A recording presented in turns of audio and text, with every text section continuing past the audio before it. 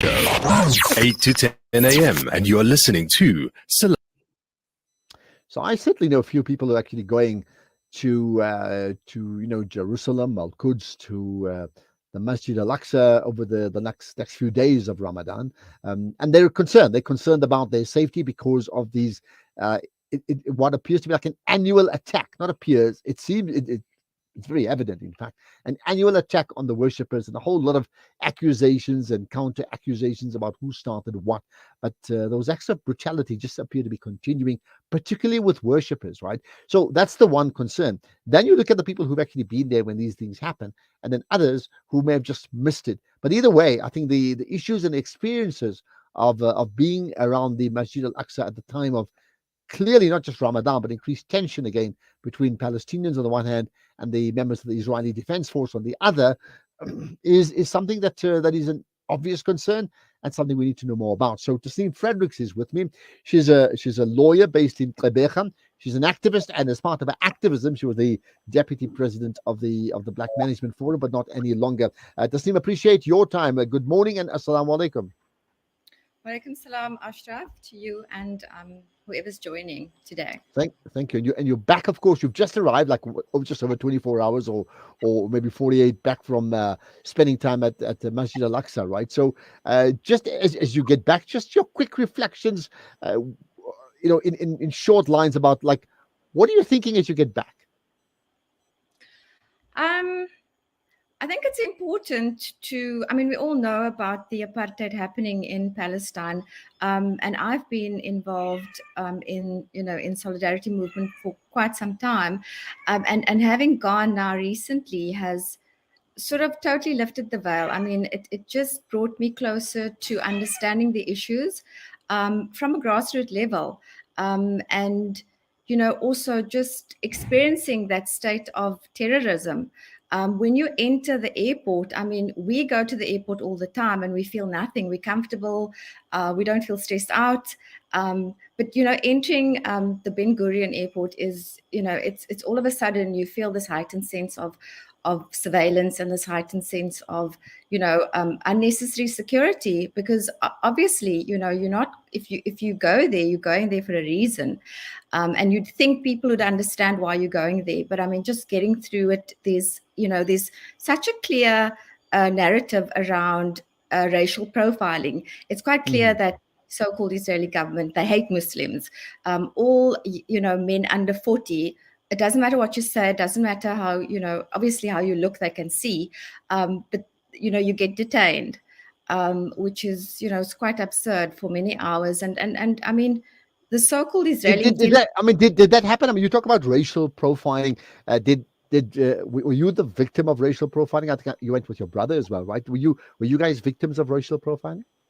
So my brother and I were the only two traveling. We didn't go in a group, and I went through, and I was fine. I mean, they ask you, the so-called Israeli intelligence, really they're unintelligent, because what they ask you is, why are you coming? And you say, it's, and my brother and I had discussed, what we were going to say, because obviously we know we need to be talking in the same language. And I had said, in a spiritual retreat, and just to do some sightseeing in Palestine. Didn't mention anything about Israel. And I don't know, the woman said she gave me back my passport. She asked me how long I was going to stay, and she said, it's fine, I can go through. My brother was standing next to me. He wasn't actually even speaking. She just said to him, he needs to go to the room at the back. And I said, well, what about me? And she said, no, you can go with if you want. And, then he was interrogated. But I mean, it's stupid questions. They ask you, what's your father's name? What's your mother's name? Are you married? Do you have children? Why are you here?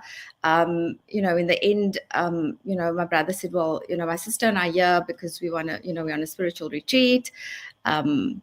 Our father died 3 years ago, and, we just want to come to Al Aqsa and perform, what we need to do spiritually. And they basically said, well, if your father died 3 years ago, why are you coming now? And then they asked questions like, why isn't your wife with? Why aren't your kids with? If you both lawyers, who's running the law firm? Eventually my brother said, well, you can Google the website if you want to see who we are, which they did. And, once they found that and they felt that was sufficient, they kind of said, well, okay, fine, you can go now. So, Well, it's interesting you say that, because I mean, both of you being lawyers, you would know even those stupid questions, as you say. Nobody asks stupid questions unintentionally. Not in that level of authority. I mean, there's a modus operandi that they engage you with for a certain outcomes. What do you think they were trying to achieve? well, that's the point. It was a pointless exercise to me. And I think that the whole modus operandi is basically to instill fear, because you're entering a state of terror that they've programmed to cause fear, to incite fear, and just to make you panicked about. And honestly, it does work to an extent, because you immediately, even though you're not coming to do anything illegal or unlawful, you do get a sense that, maybe you shouldn't be here, maybe you shouldn't come. And I think the most important takeaway that, upon reflection when I came back, was we all, as an act of solidarity to the people in Palestine, we must all visit Palestine as often as we can, inside and outside of Ramadan. Because being there also, I mean, even just going to Al Aqsa compound, they stopped me a number of times asking me, where am I from? Do I speak Arabic? One of the other questions I asked my brother was, has he ever visited Iran, Lebanon, or Syria? And he said no. They also were quite interested to know if we knew anyone in Israel, which, we don't. So, I mean, I know it is deliberate in the sense, and they all ask the same questions in the end. Okay. But I mean, here's the interesting part I want to just pick up on. You're saying, as an act of solidarity, you would encourage people to visit Masjid Al Aqsa, in particular, and the Palestinian region in general, as often as possible. Now, others may use the flip side to say, as an act of solidarity, I will actually not go there until that region has been cleared of the levels of oppression that they're facing right now. When that is cleared up, then I will go. Yeah, I have the opposite view, having just visited, because it's clear to me that Israel has no accountability. They really don't care that people know what they do. But on the ground, I think in terms of actual the occupation forces and the police that are there, it's uncomfortable for them to know that they are being visited by people from other countries. And so perhaps in a way that deters them from acting as harshly, perhaps. So for me, and also the Palestinians on the ground are saying and asking, for us to come, for us to show solidarity by actually being there. Our presence alone, they are saying, is enough to assist with the situation.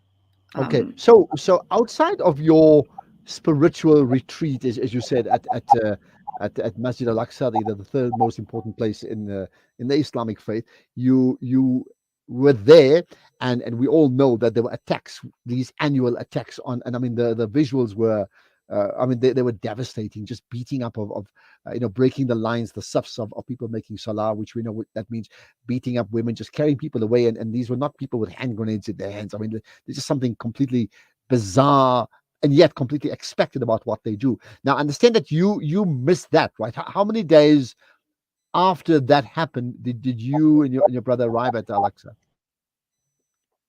Arrived on the 5th, the evening, and the major attack happened on Tuesday, the night before, and then early on Wednesday. But because we were detained on, I think we arrived at 8 p.m. in the evening, but because we were detained and going through security, we only got to Jerusalem about 11:45 in the evening, at which point Masjid Al Aqsa compound was completely barricaded and locked up, and nobody could go in because there are soldiers at all the entrances. Most of the entrances are policed on every corner, and the weird thing is, it's so normalized. People walk past them as if they don't exist, as if they're not there, but they're very much there. So I missed the Tuesday night. I wasn't there. Wednesday evening I arrived too late. Thursday morning there was another incident, but I didn't witness that either. But visiting Al Aqsa and speaking to people who had witnessed it and people who were there, basically, there was a lot of damage done to the various Qibli Masjid to Al Aqsa itself is not, you can see that it requires a lot of maintenance and restoration work. And I particularly asked about that. And the guards of Al Aqsa who give tours and who take people around were saying that it's very difficult to get things like cement in. So there's this active, kind of refusal to do anything to preserve and restore Al-Aqsa, because clearly, it's one of the most right-wing administrations in the history of Israel, and it's clear that settlers actually want to come and take over Al-Aqsa compound. That is land that they want, further to the land that they've already stolen. Mm-hmm. So in your conversations then with other worshippers, musallis, besides praying for yourself on your own, what did they tell you about what they experienced those few days before? So basically, when I got to, I just want to make this point. When I got to Palestine, one of my Palestinian comrades had picked me up at the airport, and he had said, a lot of people are saying that it's because of Ramadan, but actually it was, for him, he was saying that it was a diversion from what was happening in Israel with the protests, and that the government wanted to take the focus off the protests that were happening, where basically this prime minister, I think it was Netanyahu, wanted to pass reforms where the Supreme Court could be overruled by Knesset, which is their parliament, and also that politicians could actually appoint judges. I mean, it just makes them, they don't even have a proper constitution. But besides that, one of the things that Israel prides himself on is that they're the only Middle Eastern country that is a democracy. And these acts, it's not a democracy at all. It's a military state. If you go there, and I noticed, there were massive protests, and there has been massive protests around the streets, even in Tel Aviv and other places for a good few weeks now. In fact, and the numbers are massive. But that's a side issue, right? So you're saying that they felt that was a distraction to that problem? And even on the protest, imagine if those Palestinians, the so-called leftist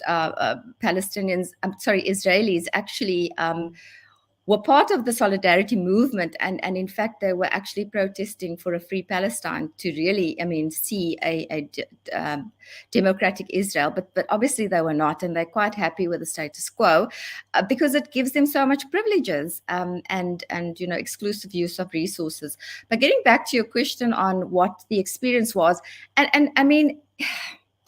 you get there, and unfortunately, as much as it's a spiritual kind of retreat, there's a high level of aggression that you feel towards the sight of soldiers, because I don't think it's right. I don't think it's right that Israeli settlers are escorted by the occupation forces through Masjid Aqsa, that they are allowed to even enter, and a lot of just so we get context of that, those settlers you're referring to are those people, if I've got this right, who annually around the time of Passover, Pesach, wants to carry out some religious rites, and they want to effectively take over the space, and they want to do it within the grounds of the Al Aqsa complex. And you're saying they're being escorted.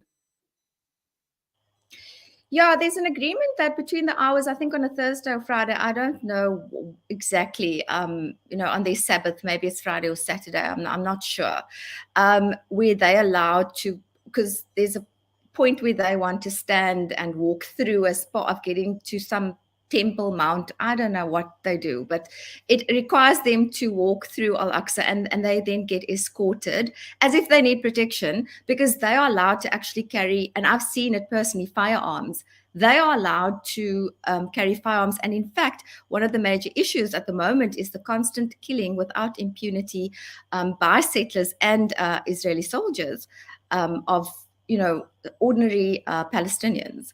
And so that, and one of the reasons why there was this high level of agitation by Palestinians and worshippers is that there was a sense that the settlers were wanting to perform some kind of goat sacrifice in Al Aqsa, and to ensure that didn't happen, people were barricading themselves into Qibli Masjid, one of the places, and the police wanted them out because they didn't want this observance of itikaf, because they knew that the settlers needed to come through, so they wanted to get all the worshippers out.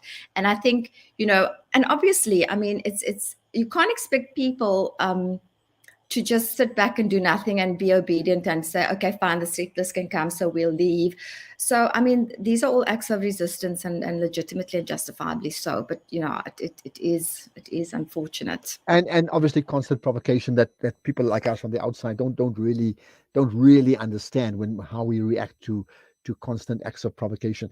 Is there anything else that you picked up? And I'm looking at just on the issue of Palestine and Israel, that you picked up when you were at the mosque or even on the streets, in terms of the what next around this devastating scenario that's going on for over half a century and more.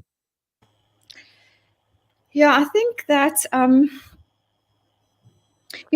interesting thing is that it is about going to Al Aqsa. I mean, there's no words that can describe the feeling and the experience of actually entering the compound. I mean, and that whole area is quite blessed, and anywhere you perform, even if it's outside Dome of the Rock, or that whole area is just so holy, and it's so blessed, and you want to be there. You really want to be there, despite this whole state of terrorism that's happening in and around you. And I think the important thing is also just to take a moment and say, yes, this is about being Muslim, but for the bigger, greater picture, is for people to understand that this isn't really a Jewish-Muslim drama that's unfolding. It's really it's a Zionist regime that is actively persecuting and committing acts of genocide against Palestinians, and to understand that you can be a Zionist without being a Jew, and that to criticize Zionism is not anti-Semitism. And the important issue, like I said, is just this, that Israel, there's no accountability. I mean, I was quite happy to see the when the Israeli ambassador or diplomat was removed from the AU. I think South Africa has a very big role to play in being in solidarity with Palestinians. And quite interestingly, when I was stopped outside, before entering Al Aqsa compound, soldiers would ask me, where am I from? And when I said South Africa, they were almost apologetic, like, sorry for asking, go ahead, do your thing. So that is why I'm saying, this visiting Palestine, it's very important to be there and show that you're going to come, because they want to create an atmosphere of fear. One of the other things we did when we were there is visit Ramallah after Tarawih one night. And to me, I had witnessed the most absurd, bizarre thing ever, and we had joked about it with our Palestinian friends. Because at one of the checkpoints, it's such a sophisticated kind of apartheid. It's definitely worse than what we experienced. But it's also sophisticated and very insidious. So the one of the checkpoints were actually decorated with beautiful lights, like a star and a moon, almost like they put up Ramadan lights at the checkpoint. I mean, if a journalist or the media that pushes an agenda of a friendly, democratic Israel wants to do a story, they can easily say, look at what Israel is doing for the Palestinians, wishing them a happy Ramadan. And we had said to our Palestinian friends, you should say donkey boss, because you're being very grateful. These Israelis are actually, welcoming you and making these checkpoints so beautiful. But I mean, we were joking about it, and it was just a moment of laughter, among the most bizarre, cruel thing you could possibly do. But I think, that was, I mean, I could never have imagined seeing that. So seeing it was really something for me.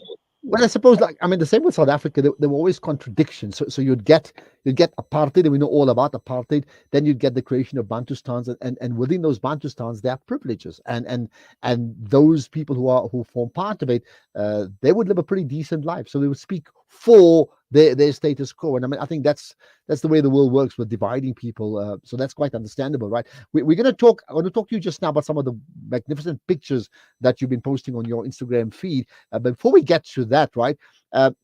Let's just talk very quickly about what should happen next. So besides us as South Africans needing to visit Al Aqsa as much as possible, because that creates its own pressure. What do you think? What do you think we should be doing? What do you think the world should be doing? Because the problem is, this question I'm asking you, if I asked the same question to you 10, 15 years ago, well, it would be just that, isn't it? Like, it's almost like nothing's really changed and nothing's changing. Yeah, I mean, I think there's definitely, on the ground, there's so much frustration. The Palestinian people have a very strong national identity, and they are, they're very proud. They're a proud nation. And as much as it feels like there's a bit of a lull or regression in terms of, where the movement is going, I still think that there's a lot of hope, and people on the ground and in the stores that I've visited, they know that the situation is not tenable. It's not sustainable, and they say that freedom is coming. It's coming soon. But in terms of what we can do, and I mean, looking at our own lessons and how we reached a liberation, obviously putting pressure on our own government to enforce economic, sport, and cultural boycott remains an imperative.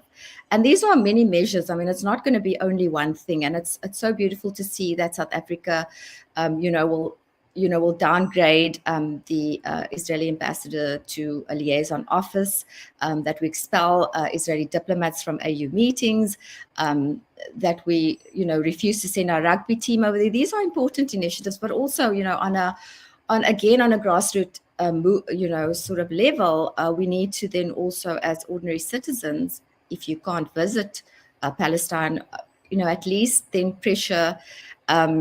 The local municipality does a lot of business with Israel in terms of, resources for water and farming. It's something that the Israeli government knows they can, when they come to Africa, they want to, sort of civilize us and teach us, better ways. And I think it's important that we don't do business with Israel on any level.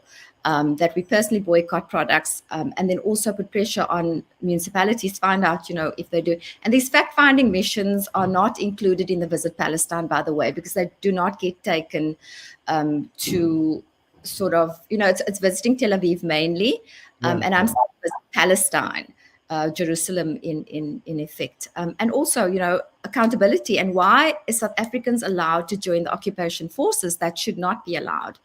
I mean, my brother and I were speaking Afrikaans when we walked past the soldiers, because we were kind of giving a dig at them. And my brother actually said to me, well, it's quite possible that someone understands what we're saying standing there.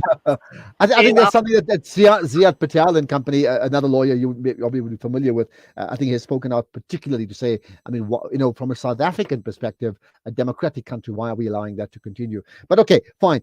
Any final thoughts on the Palestinian Israeli issue that you'd like to just add? One of the important conversations that I had with the Palestinian activists there was conversations around a post-democratic Palestine. I think imagining what the future Palestine is going to look like is as important as doing the work, in the now, to get out of the situation, to free Palestine. And it's quite interesting, because I think there South Africa will have, hell of a lot of lessons to teach, and that was quite interesting, and giving that kind of perspective in terms of, and I mean, I spoke about to them about Palestinian economic empowerment, and I think the important thing about not only visiting Palestine, but also when you do visit the souk, the markets, not to haggle those people down to, the Palestinian shopkeepers down to nothing. We should go there and spend our money there. Palestine isn't really, they're not poor in the sense, and in fact, we spoke about the fact that the poverty in South Africa is, barring Gaza, of course, is worse than the poverty. The poverty in South Africa is worse than the poverty in Palestine. I mean, Jerusalem has a Zakah committee, and we shouldn't think about Palestine as a charity case necessarily. I mean, if we go there and we visit and we buy at whatever price the price is in the markets, we are really promoting and giving Palestinians the dignity to really free themselves. And I think for me, strategic investment in lobby groups in Palestine is also an important point that we kind of miss, because there are people out there that can do the work, but I mean, they have other jobs. So if you were to give lobby groups in Palestine, activists on the ground resources within which, you know, they can mobilize, because all it needs is like cells in, because the restrictive mobility in Palestine is so severe. You can't really, other than going to Al Aqsa, which in itself is, you know, many people get turned away. So there were quite a number of protests over there. But I mean, imagine if there was a network of protests in all the, you know, occupied territories, and that was mobilized, how much more of an impact. I mean, Israel would not expect that, because they know that they control the narrative, they control movement, they control freedom of speech. But, you know, if we were to strategically invest in lobby groups in Palestine, I think a lot of work, good work, can be achieved. And then obviously the Palestinian economic empowerment. When you visit Palestine, buy goods that are Palestinian from Palestinians. That makes a lot of sense. Yeah. Just the last thing on that, right?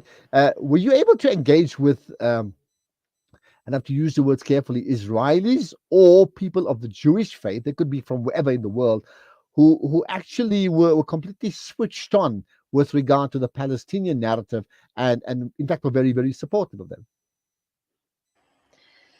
No. I think the ordinary Israeli person walking on the street, you know, won't come up to you when they see you wearing a scarf. They know that you're Muslim. And like I said, that they are, and it's quite interesting because a lot of these occupation force soldiers and police are young people. So they're obviously going through a system where they are, and they're so proud, you know, they really feel like they're defending something valuable and doing good country work.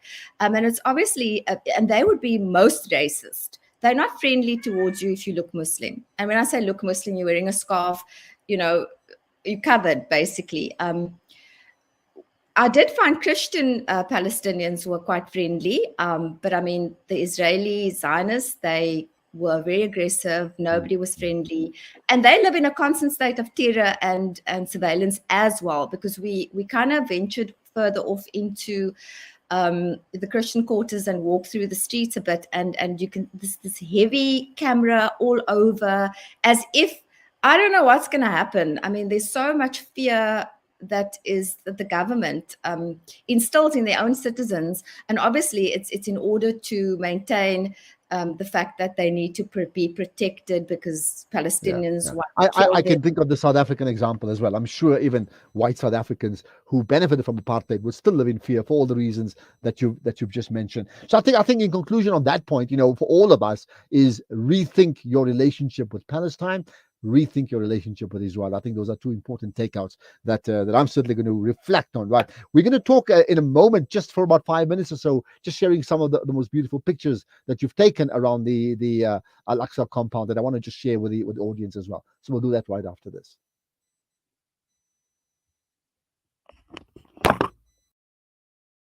Australia's worst drought in 40 years has left affected areas in desperate need of food and water.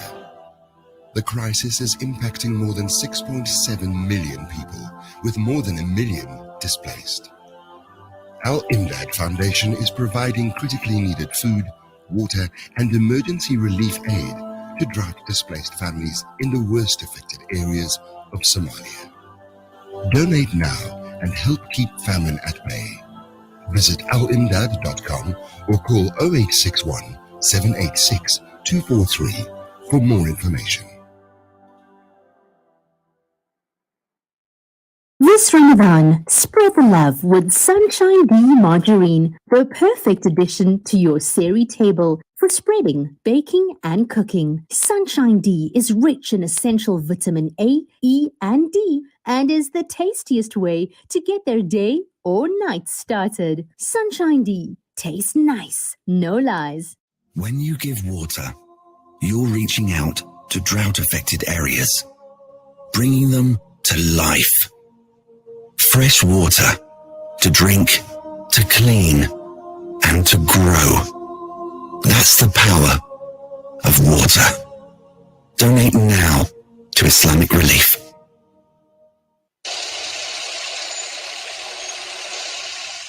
Are you looking for a cross-border road transport company that is committed in achieving high safety standards, who is fast and efficient, and also excel in customer service?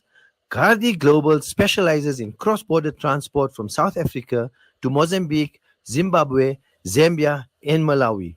Gardi Global, situated at 10 Daniel Road, Benrose, Johannesburg.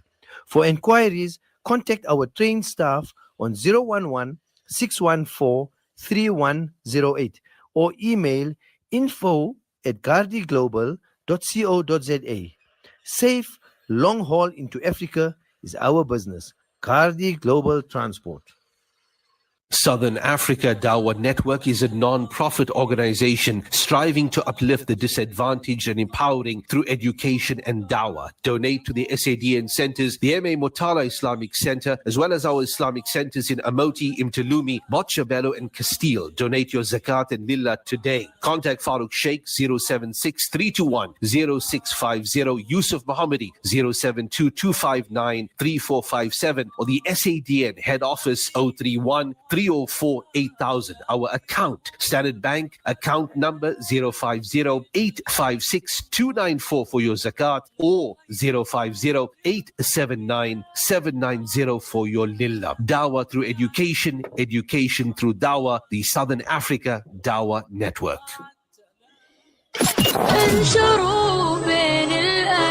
Salam Media, your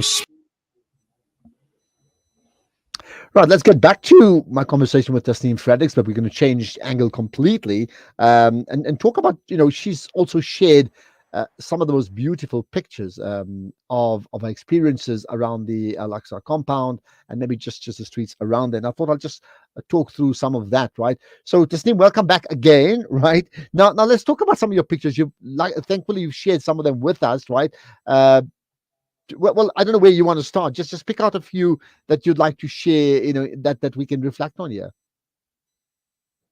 Yeah, that was my Visit Palestine picture that reinstalled in me the fact that we should visit Palestine, and that was actually outside a Christian Palestinian store. So obviously, it's not just Muslims that are asking us to visit Palestine. Okay, that's a nice one. Let's see if we can flip to another, because I think it's really very powerful, right? What about this one here? So that's inside Dome of the Rock, and that's just the ceiling. And obviously, I mean, it looks very nice in the photo, but if you look more closely, you can see. And in fact, at the time, there was a machine inside the dome where they were busy doing some restoration. But people that worked there were saying it's a very slow process. It's a very difficult process, and yeah. So, like all good photographers, you just zone in on the part that you want us to see. Understandably so, right? Let's look at this one here. That was interesting to me because there's quite a lot of graffiti in the old city. And people saying things in Arabic about the resistance. And it was quite interesting to me that there were names of a few of Palestinian political parties as well. In fact, the one that Leila Khalid belongs to. So I just took a photo of that because clearly the Israeli occupation forces can't read Arabic. They do speak it, but could they read it, they'd probably paint over it. It's also quite interesting because I bought a bag that had, sort of the Palestinian flag and a few words in Arabic on it from the market. And a lot of my Palestinian friends were saying to me that, if they wore that, the police and the soldiers would actually stop them and confiscate it. So, yeah. Okay, here's a picture of, I think, a well-known face. Tell me about this. Yeah, so that was when we visited Sheikh Jarrah, Sheikh Jarrah, the area that, there was not so long ago, 2 years ago. So in fact, there's still a court case pending on settlers who moved into homes that were, that were owned by Palestinians. And that's a picture of Shireen Abu Akleh, who is, well-known American journalist of Palestinian. Who was killed, yeah. Well, she was assassinated, basically. Yeah. And that picture, I mean, that picture on that, where you saw it, I mean, that's allowed to stand, no military covering that up or removing it? It's inside someone's property. Okay. It was actually on the premises of the home of a very well-known Palestinian activist, Masjid Al Aqsa. So that was, they had been forced out of their home, and someone had drawn that, and nobody had removed it, but it wasn't on the outside; it was inside right. the yard. All right. What about this one? I see it's in Hebrew, in Arabic, and in English. Yeah. Yeah, so this one was on the road to Ramallah, and it basically says that this road leads to Area A under the Palestinian Authority. And you can see it's a bit blurred because I took it as we were driving past in the car. Entrance for Israeli citizens is forbidden. I mean, if that's not apartheid, then I don't know what is. And I mean, even going on to say that it's dangerous to your lives and is against Israeli law. So, I mean, that's the kind of fear-mongering that they do on a very fundamental level amongst their own citizens. To say you can't go here. Yeah, absolutely. Okay, another? Any more? No? I'd seen through a lot, so I don't know who's. All right, I'm not sure. Are there any more? Right? Well, if there's no more, no, I don't think we have any more. They probably just used a few. I wish I would. I'll tell you what you do. You need to just post and repost those on your Instagram page. I mean, what is your Instagram handle number? Your actual handle. Sorry, let me direct people there. Tasfred, so it's TASFRED, just the first 3 letters of my name and the first 4 letters of my surname. Okay. So, I've noticed you've done it on your stories, which stays for 24 hours and then disappears. You probably need to repost it there when you got time, and then obviously put it on your main feed, which will be a lot more permanent because there's a lot that comes through from there. Well, okay, let's leave it at that then, unless there's something further you want to just add as a final thought. I just want to say visit Palestine in closing again. All right, a point taken. Visit Palestine, and I would say rethink your relationship with Palestine and your relationship with Israel as something we need to consider as we rethink our relations with all other countries around the world that commits acts of injustice. Tasneem Fredericks, appreciate your time. Thank you for joining us. Much appreciated. And Assalamu alaikum. There we are. Tasneem Fredericks was a lawyer, an activist, and in fact, former deputy president of the Black Management Forum, but went to the Al Aqsa compound, Palestine, with her brother, spent about a week there, maybe slightly more, and just come back to South Africa. We're going to change tack and look at issues back home. City of Joburg, we have a mayor, but some people don't want him. We'll find out why.